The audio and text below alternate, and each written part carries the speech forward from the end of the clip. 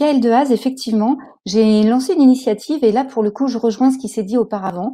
C'est que cette initiative ne s'adresse pas, alors pas seulement aux collégiens et surtout pas aux lycéens, mais aux enfants qui sont beaucoup plus petits, beaucoup plus jeunes, puisque moi, j'interviens finalement dès l'école primaire, dès que les enfants savent lire. Alors, si on peut passer sur la slide suivante, mon constat, quel est-il? Donc, moi, j'ai travaillé très longtemps en entreprise. Je travaille toujours en entreprise et je me suis aperçue, si on peut aller sur les slides voilà, que j'ai. Le constat, quel est-il? Exactement. Slide sur l'entreprise. Donc, dans les entreprises où j'ai travaillé, je me rendais compte qu'il y avait effectivement de nombreuses femmes et j'en étais ravie. Par contre, quand on allait, c'est ce qu'on constate un peu partout, quand on allait dans les services informatiques, ici, là où finalement est en train de se mettre en place de l'innovation et tous les métiers de demain, je me suis rendu compte que on manquait de femmes. Et je trouvais ça désolant. Moi, ça m'est égal s'il y a des métiers où il y a plus d'hommes ou plus de femmes. Mais je me disais, là où c'est l'avenir, là où finalement les choses sont en train de se construire aujourd'hui, eh bien, on a 25% en moyenne de femmes dans tout ce qui est services informatiques. Et je trouvais ça dommage, je trouvais ça désolant. Alors du coup, que faire et comment faire? Moi, je suis quelqu'un qui agit beaucoup et j'avais envie donc de proposer une solution. Et c'est les slides suivantes, si vous êtes d'accord, c'est de les passer. C'est la solution que j'ai proposée. Ce dont je m'étais aperçue, c'est que j'avais déjà assisté à de nombreux ateliers de coding pour enfants. Le coding, qu'est-ce que c'est? C'est le fait de programmer, d'écrire un programme informatique. Et aujourd'hui, on est d'accord, vous avez tous à côté de vous ceci. Donc un téléphone portable et à l'intérieur on a des applications et on est d'accord que demain ce qu'on va utiliser beaucoup c'est ça, c'est construire des applications et ces applications comme on vient de le dire à l'instant, pour moi je trouvais dommage qu'elles ne soient pas construites par le plus de personnes, le plus de diversité possible. Et donc je m'étais dit voilà, peut-être que la programmation, le code c'est la base et que chaque personne devrait apprendre à coder. Alors vous me dites oui, c'est déjà le cas aujourd'hui au collège. Les enfants, et interrogez-vous si vous êtes parents d'enfants qui sont au collège, ils doivent apprendre les bases de la programmation informatique. C'est d'ailleurs au programme du brevet des collèges depuis quelques années. Donc, en tant que parent de collégiens, ou si vous avez des collégiens dans votre entourage, dites-vous que oui, on apprend à coder, nos enfants doivent apprendre à coder aujourd'hui. En revanche, j'ai l'impression que cet apprentissage du code, il devrait se faire beaucoup plus tôt qu'au collège. Pourquoi? Parce que des études récentes ont montré que les biais de genre, les biais que nous avons, que les filles peuvent avoir vis-à-vis des métiers technologiques, de la technologie en général, ils apparaissent autour de 12-13 ans. Donc finalement, si on intervient au collège pour dire les filles, venez dans la tech, quelque part, ce serait déjà trop tard. Donc je me suis dit, c'est simple, on va avancer, on va commencer, on va travailler plus tôt, avant les biais. Et donc, je me suis renseignée, donc les photos que vous voyez à l'écran, c'est ma fille et moi, on est allés dans des ateliers d'informatique où on enseigne le code à des enfants, vous pouvez en trouver aujourd'hui dans Paris assez facilement, et parfois aussi en province, et on s'est aperçu que dans ces ateliers aussi, on avait à peu près 30% de filles. Et j'ai dit, ok, on va tout arrêter. Maintenant, on reprend les choses à zéro et on va inviter les filles à apprendre l'informatique, à apprendre à coder, à apprendre à programmer dès qu'elles savent lire, à partir de 6-7 ans. Et la photo de droite que vous voyez à l'écran, c'est un atelier de coding, le premier que j'ai mis en place, 100% filles. Et j'ai dit, ok, on va faire un test et on va voir si en enseignant l'informatique aux petites à partir de 6-7 ans, avant les biais, avant même qu'elles se disent qu'elles veulent faire plus tard, ça fonctionne ou pas. Eh bien, d'après vous, ça fonctionne. C'est-à-dire que les filles, aucune ne m'a dit, les petites de 6-7 ans que vous voyez sur la photo, aucune ne m'a dit, madame, ça ne m'intéresse pas.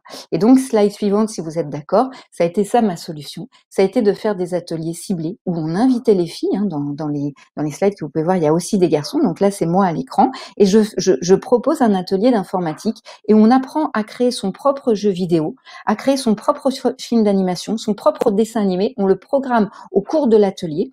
Et les enfants, filles comme garçons, programment de façon innée. D'accord? Il n'y a pas de biais de genre. C'est pas vrai que les filles codent moins bien ou aiment moins coder que les garçons. Moi, j'ai testé par rapport à des enfants qui n'avaient jamais expérimenté la programmation informatique. Filles comme garçons codent très bien. Et je dois même vous avouer quelque chose. J'ose pas trop le dire, mais je le dis. Les filles codent mieux que les garçons. Voilà, c'est le constat que j'ai fait après tous ces ateliers que j'ai animés. Donc non, en réalité, il n'y a pas de biais de genre et je l'ai expérimenté.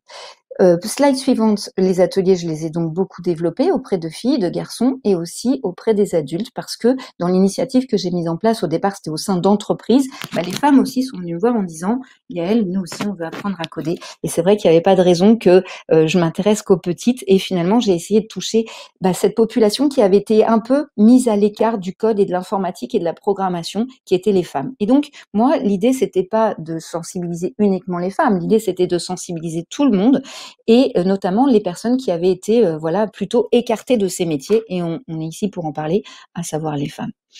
Slide suivante, du coup, qu'est-ce que j'ai proposé? J'ai proposé d'utiliser quelque chose qui existait déjà, une solution qu'on appelle en open source, c'est-à-dire que chacun d'entre nous peut utiliser aujourd'hui, qui est gratuite, qui est disponible sur Internet, qui s'appelle Scratch, qui a été développé par le MIT, le Massachusetts Institute of Technology. Et sur ce logiciel, eh bien, on peut apprendre à coder de façon très simple, en français et dans n'importe quelle langue, en déplaçant simplement des blocs de couleurs et on construit un algorithme qui est déjà préconstruit. Qu'est-ce qu'un algorithme? On en a beaucoup parlé, mais peut-être qu'on n'a pas rappelé ce qu'était un algorithme. Eh bien, c'est simplement une série d'enchaînements où on dit si l'enfant donne la bonne réponse, alors dit bravo, sinon dit recommence. Et voilà. Et un algorithme, c'est ça. Et l'algorithme dans Scratch, il est déjà préécrit, donc on a juste à déplacer des blocs et ça constitue un programme informatique qui va animer un jeu vidéo que l'enfant a créé. Ensuite, au cours de l'atelier, on peut modifier les paramètres, le son, les personnages, les décors, les couleurs. Et l'enfant devient quoi? Une fois qu'il a été programmeur, développeur, il devient game designer.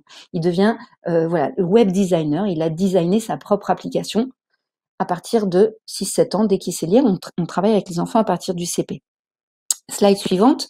Donc au départ, moi, cette idée est issue d'un programme qui avait boosté des startups internes au sein de l'entreprise où je travaillais. Et puis finalement, on a décidé de proposer des ateliers non seulement aux enfants des collaborateurs de l'entreprise où je travaillais, mais aussi ensuite aux enfants dans d'autres entreprises. Et on s'est dit peut-être qu'il y a des entreprises qui sont engagées pour la mixité et la diversité et qui veulent bien sponsoriser ces programmes, non seulement à l'attention des enfants des collaborateurs, filles et garçons, mais aussi à d'autres enfants issus de REP et REP+, par exemple, qui n'ont pas forcément les moyens d'acheter un atelier, de proposer un atelier de coding à leurs enfants. Et donc, toutes les entreprises que vous voyez sur la slide ont participé, nous ont soutenu ce qui est devenu une start-up aujourd'hui, qui s'appelle IT4Girls, ont soutenu notre start-up.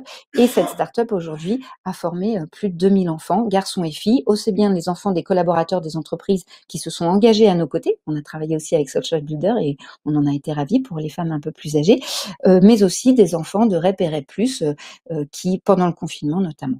Slide suivante, on va en parler. Au départ, donc très concrètement, on invitait des enfants le mercredi après-midi à venir dans l'entreprise pour faire un atelier de coding. Et puis après, Covid oblige, et j'aime bien ce mème qui circulait un peu sur Internet. Il y a eu cette blague qui disait, mais finalement, qui lead la transformation dans votre entreprise? Est-ce que c'est le CEO, le CTO, le Covid-19? Nous, c'était la Covid. On s'est dit, on peut plus aller voir les enfants en présentiel, on peut plus aller dans les médiathèques, on peut plus les recevoir en entreprise. Est-ce qu'on pourrait faire des ateliers à distance?